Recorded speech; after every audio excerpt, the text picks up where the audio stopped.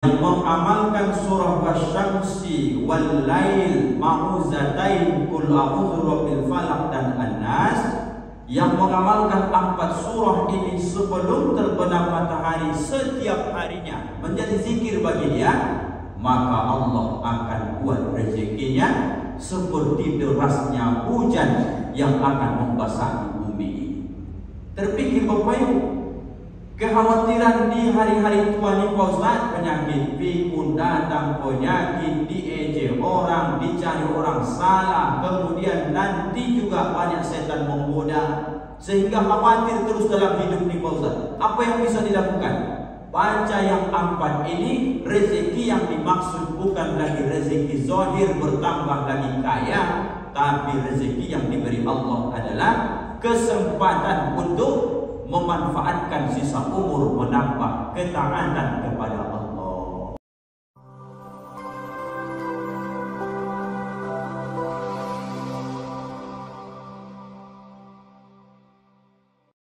Assalamualaikum warahmatullahi wabarakatuh.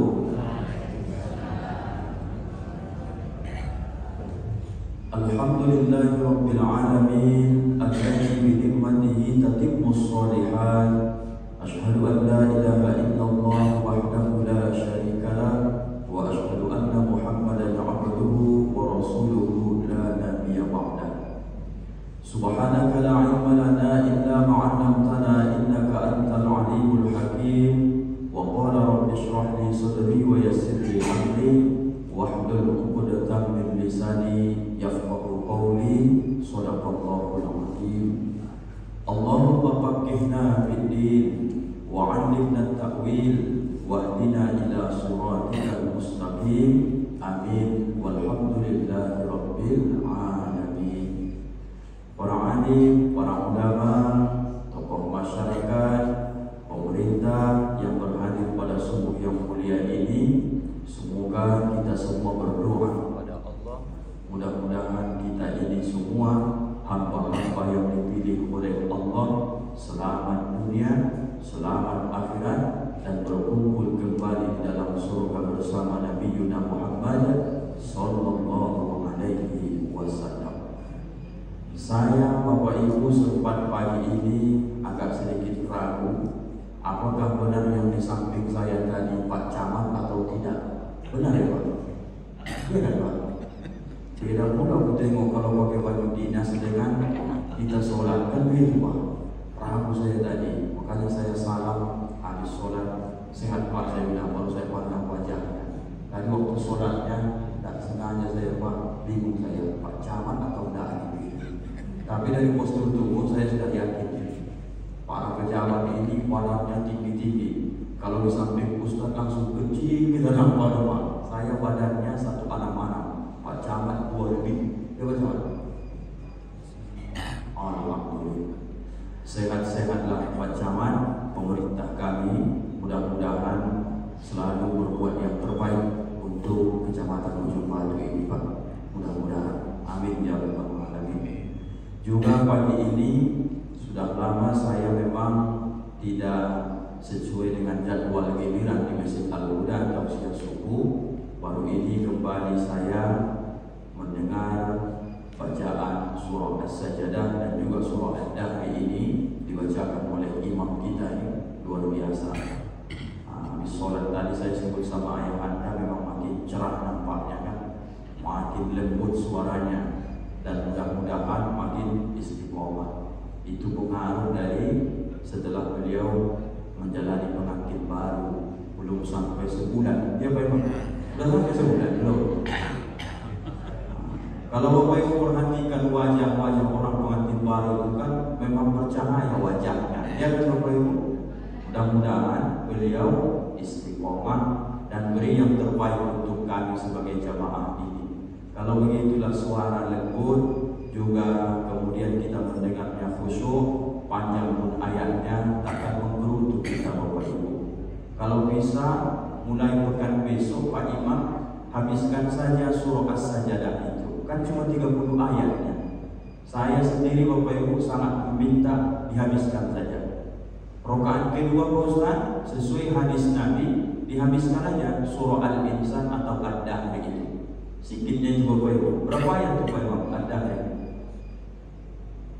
agak panjang sedikit lah ya kan. Tapi tidak apa-apa lah. Hal ata 'alal insani hinun minad dahri lam yakun syai'an mazkura. Kalau suara putih imamnya jangan habiskan. Suara saya jelek Bapak Ibu, buruk.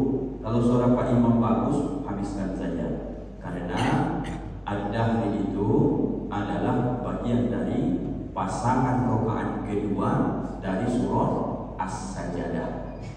Kalau nggak selesai dibaca As-Sajdah itu Ustaz dengan Ad-Dahr, bagaimana rupanya? Tidak apa-apa, sudah ikut sunnah. Karena yang diambil di situ ayat ke-15 dari surah As-Sajadah-nya, maka sunnah hukumnya kalau membaca ayat itu di dalam sholat atau di luar sholat, sunnah tetap hukumnya kita sujud tilawah namanya. Tapi kalau orang baca susah menyebut sujud tilawah, maka orang menyebut sujud sajadah. Surahnya surah sajadah, nama sujudnya sujud tilawah. Kalau kami sebut sujud sajadah Pak Ustaz, tidak salah juga, karena memang Nabi membaca setiap Jumat subuh surah sajadah. Dua-duanya betul, tapi kalau yang lebih tepat, jangan disebut itu sujud sajadah, tapi namanya sujud tilawah. Bapak Ibu, ada 4 surah yang ingin Ustaz sampaikan pada subuh yang mulia ini. Semoga kita bisa amalkan. Yang pertama, para ahli ma'rifat bahwa ada 4 surah di dalam Al-Quran. Kalau ini dibaca rutin, masing-masing nanti kita uraikan. Satu surah apa fadilah keutamaannya, surah kedua apa fadilahnya, surah yang ketiga dan yang keempat apa fadilahnya. Dan kalau 4 surah ini didawamkan, dirutinkan, dizikirkan, maka apa pula manfaatnya? Karena Ustaz perhatikan rata-rata kita ini umurnya 30 ke atas Bapak Ibu. Bahkan sudah rata-rata 40 ke atas. Dan tidak ada yang hadir ini umurnya 100 tahun ke atas. Betul Bapak Ibu? Maka amalannya mengambil salah satu waktu dari ketertinggalan di masa-masamu muda. Nanti sempurnanya tausiah ini ketika kita memperingati tahun baru Islam. Kalau tak salah waktunya disampaikan oleh Ayahanda Haji Jumat malam Sabtu besok. Bukan nanti malam. Ini nanti malam Sabtu juga. Sekali putaran tadi. Nanti kalau Bapak Ibu hadir di situ, jumpa lagi Bapak Ibu dengan penceramahnya Ustaz Joni Rangkuti SKM. Dan tengok di YouTube-nya nanti, subscribe, like, dan share UJR channel. Begitu Bapak Ibu. Jumat malam Sabtu besoknya. Sempurnanya ceramah nanti insya Allah di situ saya sampaikan. Hari ini subuh ini satu waktu mengejar ketertinggalan. Di mana ini Pak Ustaz? 1 jam Bapak Ibu sebelum terbenam matahari. Inilah amalannya yang mau Ustaz berikan sama Bapak Ibu, ayah ibuku yang merasa masa mudanya banyak lalai, masa mudanya banyak sholatnya tinggal, masa mudanya banyak sholatnya tinggal, puasanya tinggal, baca Quran tak pernah, aurat terbuka, silaturahim buruk, dosa banyak dilakukan, sementara ketaatan sangat minim, sedikit dilakukan. Bagaimana mengejar ini Pak Ustaz? Yang dikhawatirkan di hari tua ini yang pertama adalah penyakit pikun Bapak Ibu. Apa penyakitnya? Pikun. Gampang lupa, menghafal tak bisa menyimpan. Dan yang paling menyulitkan bagi kita itu, datang dia Pak Camat ke Masjid Al-Huda tausiah subuh naik motor, pulang dia jalan kaki. Oh, ini udah stadium 4 nih, ibarat penyakit pulang Bapak Ibu. Datang dia kajian subuh bawa motor, habis kajian subuh pulang dia jalan kaki. Sampai di rumah marah-marah pula dia sama anaknya. Mana kalian taruh motor kata dia? Tapi tadi ayah yang bawa ke masjid. Tidak ada bawa. Mana kalian buat? Mungkin kalian lebih mandi. Dituduhnya lagi mandi. Rupanya setelah tenang dia duduk, mikir dia. Iya juga ya kan, kata dia. Datanglah dia lagi balik ke Al-Huda. Baru ditengoknya, betul motor itu masih parkir di parkiran Masjid Al-Huda. Orang ini bagaimana nih Pak Ustaz? Inilah salah satu penyakit yang kita takutkan di masa tua di Bapak Ibu. Diajarkan Nabi doanya, ya Allah, jangan jadikan aku menjadi orang yang di masa tua nanti menjadi pikun. Karena Bapak Ibu diajarkan pun bahasa Arab akan menjadi satu amalan yang bisa dirutinkan. Paling tidak sering-sering doa, ya Allah, jangan jadikan aku ya Allah di masa tuaku ini menjadi orang yang pikun. Bolak balik dia menanya sama orang, mana kalian tengok kacamataku? Mana kalian nampak, kata dia. Ketawa orang semua. Kalian tidak boleh ngejek orang tua, kata seorang tua ini kepada orang yang dia tanya. Mana kacamataku? Bolak balik dia tanya, tak ada satupun yang mau menjawab. Orang hanya tersenyum. Di mana ditaruhnya Bapak Ibu kacamatanya? Di atas jidatnya. Menempel kacamata itu di atas jidatnya, di keningnya. Tak ingat dia, ini udah parah kali di Bapak Ibu. Ayah ibu udah ada sampai seperti ini? Belum ya? Tapi kayak-kayaknya mulai sudah, ya kan Bapak Ibu? Biasanya ini 50-60 ke atas ini sudah mulai ini. Disinilah pentingnya ada amalan yang harus kita lakukan. Yang pertama, rutinkan dulu Bapak Ibu 1 jam sebelum terbenam matahari menjelang waktu maghrib, rutinkan membaca surah yang pertama, surah Wasyamsi waduhaha. Berapa ayat tuh Bapak Ibu? Nantilah kami cek Pak Ustaz. Tengok nanti itu paling 15 ayatnya Bapak Ibu. Dapatnya Bapak Ibu ayatnya.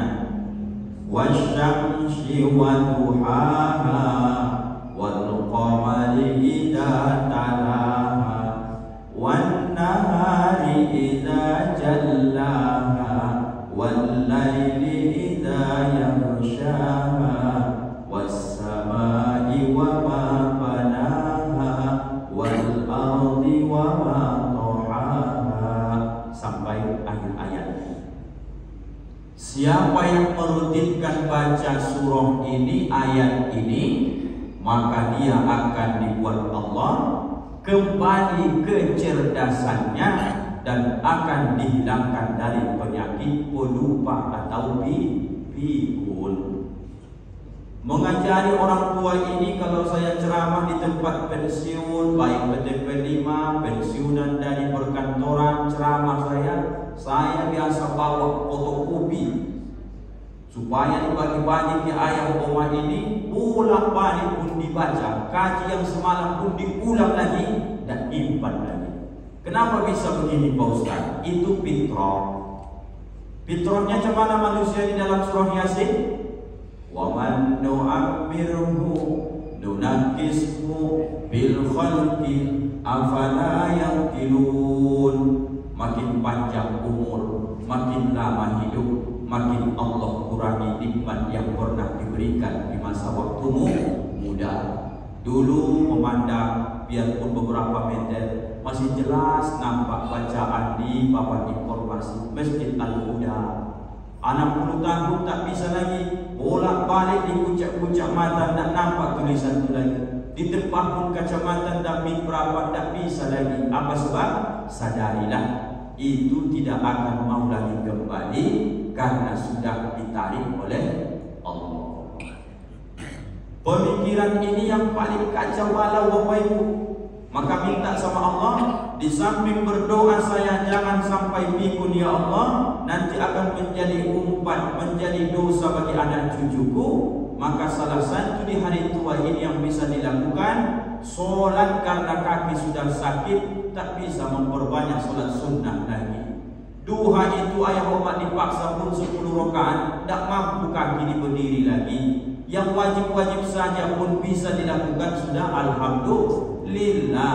Tapi ini sambil duduk, tak mungkin di sore hari 1 jam sebelum matahari terbenam. Tak cocok lagi, harus pergi ke sana kemari. Duduk di depan teras rumah pun tak apa-apa.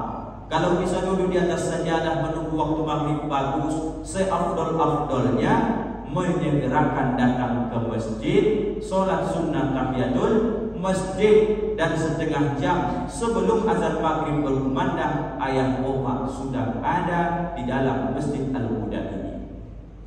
Sering Ustaz sampaikan, mana yang paling disukai oleh Allah? Orang yang ketika dipanggil datang dibandingkan yang sebelum dipanggil sudah datang. Kita dengan anak kita panggil sekali dia datang. Ada anak masih dikasih kode pun dia sudah datang. Melamar pekerjaan pun begitu. Kita buat jadwal interview jam 9 untuk wawancara.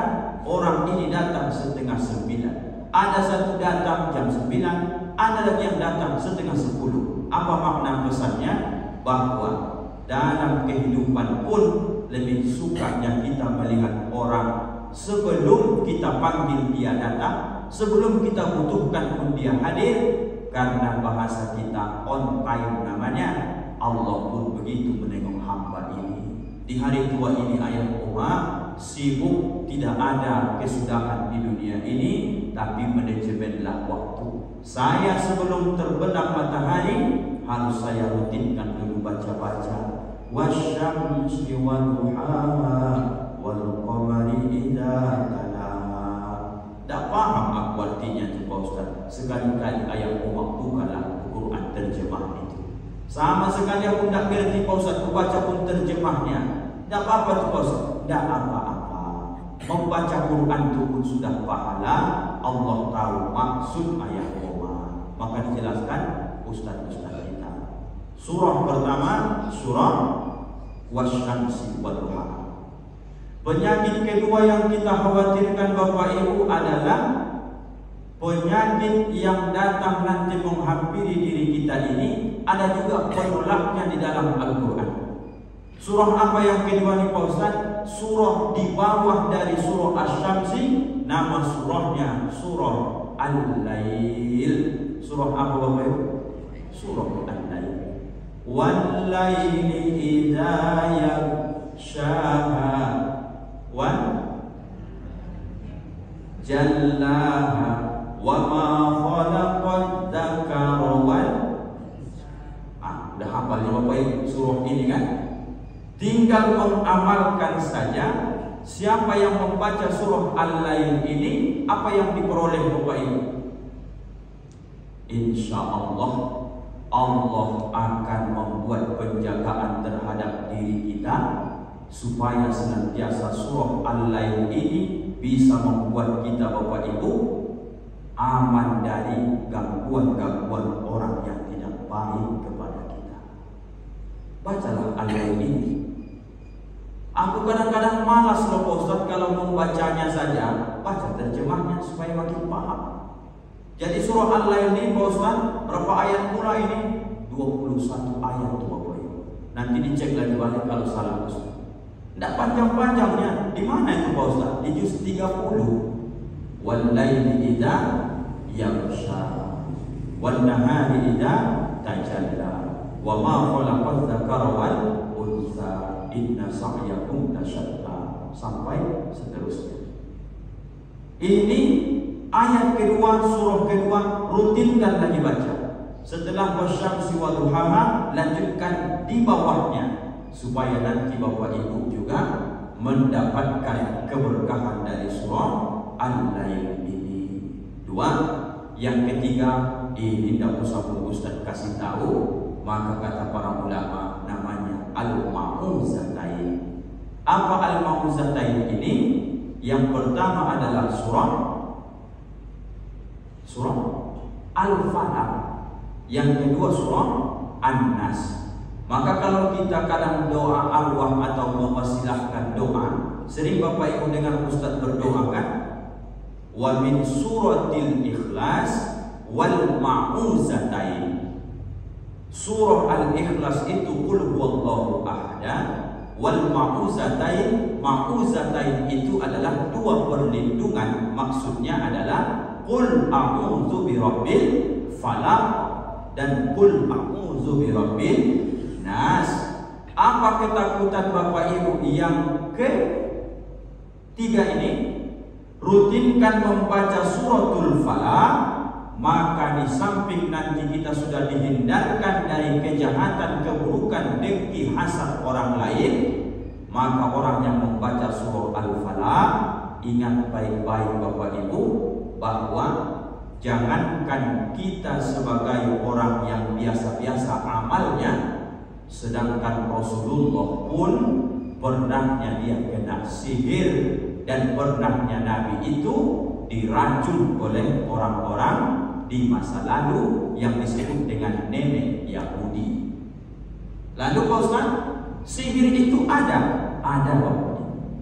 Racun itu mempan bagi orang yang rajin sholat berjamaah. Jangankan orang yang sholat berjamaah rajin ke masjid, Rasulullah pun yang maksum, yang dijaga oleh Allah, yang tidak ada dosa, yang dikawal terus oleh malaikat Jibril, ketika mereka dijamu, ditanya kepada Rasulullah, "Wahai Muhammad, apa makanan dari kambing yang paling kau suka?" "Paha dari kaki bagian depannya," kata Nabi. Dimasak mereka lah selezat mungkin, diundanglah Nabi dengan para sahabat, lalu kemudian Nabi melihatnya. Setelah dipersilahkan, Nabi kemudian menyantap hidangan beserta sahabat. Saking banyaknya racun yang mereka taburi di makanan tadi, sahabat yang lain begitu tertelan, langsung jatuh meninggal dunia syahid. Nabi begitu dia makan, turun malaikat Jibril. Dalam riwayat itu Nabi kemudian dipegang malaikat Jibril leher, tapi air liur itu ada sedikit yang lewat ke dalam, dan itulah tercatat dalam sejarah. Pertama, Nabi kita pun juga sebagai manusia biasa, dia juga pernah diracun oleh orang, dan berkata Rasulullah saat menjelang wafatnya, masih terasa sisa-sisa racun yang pernah tertelan sedikit dalam perut, itu yang membuat lemah badan ini menjelang Nabi kita wafat Bapak Ibu. Artinya Bapak Ibu, di hari tua ini penyakit banyak. Di hari tua ini kadang-kadang kita mencapai prestasi, iri dengki hati orang banyak. Banyak yang menjadi bahan pikiran kita sekarang ini. Maka untuk menolakkan itu semua, iri hati dengki orang kepada kita, rutinkan surah ketiga ini. Tidak susah-susahnya, dari MDA sudah kita hafalnya ini. Qul a'udzu birabbil falaq min syarri ma khalaq, sampai selesai. Rutinkan. Baru surah yang keempat, jangan lupa membaca surah An-Nas, Ma'uzatain yang kedua. Qul a'udzu birabbil nas. Sering tak Bapak Ibu, bahkan kita pernah membuat, begitu kita tegak, kata imam, sawu sufufakum fa inna taswiyatas sufufi min tamamis shalah. Luruskan, rapatkan shaf, karena itu bagian dari kesempurnaan sholat. Kadang kita mendengar berbisik kawan sebelah, atau mungkin kita juga pernah mengamalkan ini.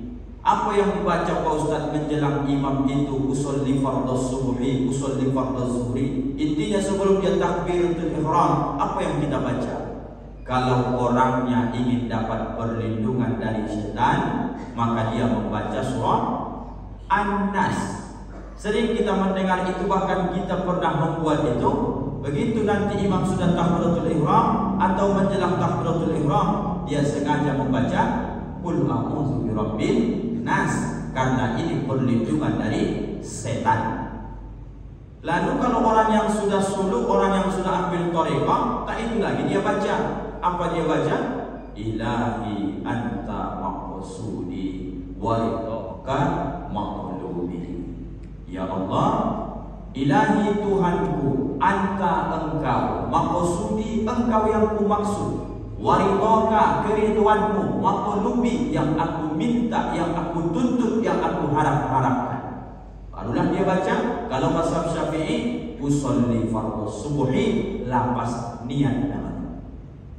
Saudara kita begitu takbir imam langsung dia takbir, dia tak pakai lapas niat, tidak apa-apa, karena lapas niat dalam mazhab Syafi'i pun sepakat mengatakan itu hukumnya sunnah. Dibaca bagus, tak dibaca pun tak apa-apa. Kenapa dia menjadi sunnah Pak Ustaz? karena mazhab Syafi'i lebih ikhtiar, lebih hati-hati. Kalau langsung tegak belakang imam, langsung angkat takbir, dikhawatirkan belum konsentrasi. Kenapa harus pakai lapas niat?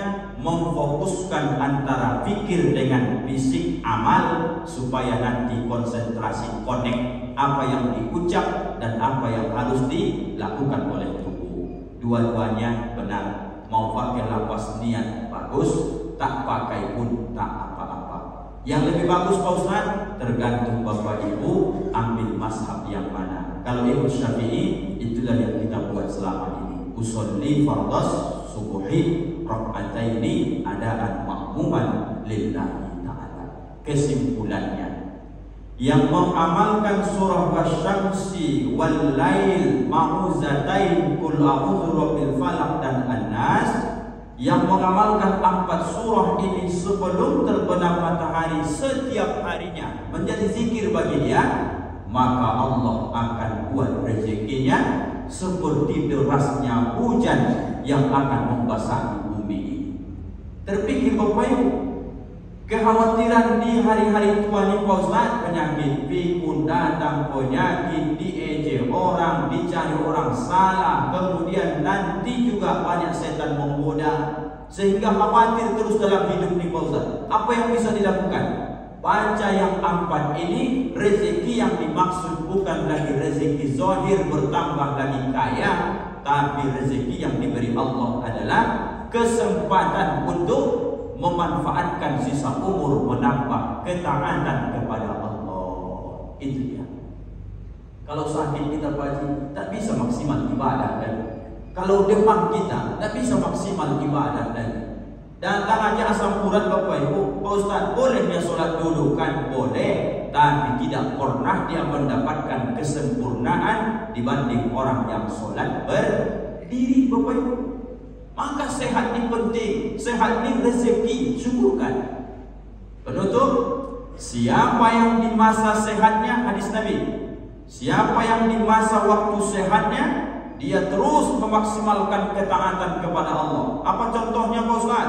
Semasa sehat tidak pernah dia tidak sholat berjamaah ke masjid. Rajin dia, rajin. Tiba-tiba dibuat Allah kena asam urat, sakit bongkak kaki tadi. Mana apa tuh? Udah sepekan tak ke masjid Al-Huda lagi, biasanya rajin.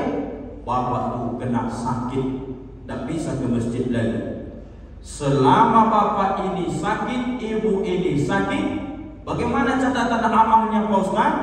Maka kata Rasulullah, samalah dia memperoleh pahala karena masa sehatnya dia rajin ke masjid, sholat berjamaah. Di masa sakitnya karena sakit tadi tidak mampu ke masjid, pahalanya tetap sama dicatat oleh Allah Subhanahu wa Ta'ala. Awak dah buat-buatnya sakit, memang Allah takdirkan sakit. Lalu ketika sakit itu, bapak sholatnya di rumah di atas kursi roda, tak berjamaah lagi. Masa sehat melangkah kaki ke masjid, langkah pertama naik derajat, langkah kedua hapus dosa. Tidak ada bapak dapat lagi itu. Di masa sakit itu tetap Allah catat. Solat zuhurnya di rumah biarpun sendiri tetap 27 derajat. Solatnya tetap 25 derajat. Kenapa? Di saat sehatnya dia rajin ibadah. Maka waktu sehat-sehat ini sempat-sempatkan. Kalau sudah sakit besok, maka sesuai dengan amal yang pernah dilakukan waktu sehat. Bunyi hadisnya, in kana sahihan au muqiman. Kalau seandainya dia saat sedang sehat, sedang mukim, sedang berada di tempat ini, dua hal yang akan terjadi. Kapan amal kita ini kadang tidak bisa maksimal? Saat sakit dan saat sedang musafir bepergian. Biasa bapak habis zuhur banyak zikirnya. Pas musafir naik pariwisata tak bisa zikir. Tidak usah resah bapak ibu. Saat musafir itu tetap dicatat Allah sebagai pahala sedang bapak ibu tenang di masjid atau di ujung batu ini. Inilah bapak ibu kajian subuh kita. Ikhlas dunia akhirat, diamalkanlah amal surah ini perlahan-lahan bapak ibu. Insya Allah nanti panjang umur sehat badan berjumpa kita sampaikan nanti. Jagalah di hari tua ini 4 waktu ini, nanti akan mengejar ketertinggalan kita di masa-masa muda kita. Selengkapnya nanti Jumat malam Sabtu Muharram kita peringati bersama momennya hijrah 1445 Hijriah. Insya Allah. Terima kasih Bapak Ibu atas segala perhatian. Mohon maaf atas segala kekurangan, kebodohan, keterbatasan ilmu. Maafkan Ustaz dunia dan akhirat. Maaf Bapak Ibu.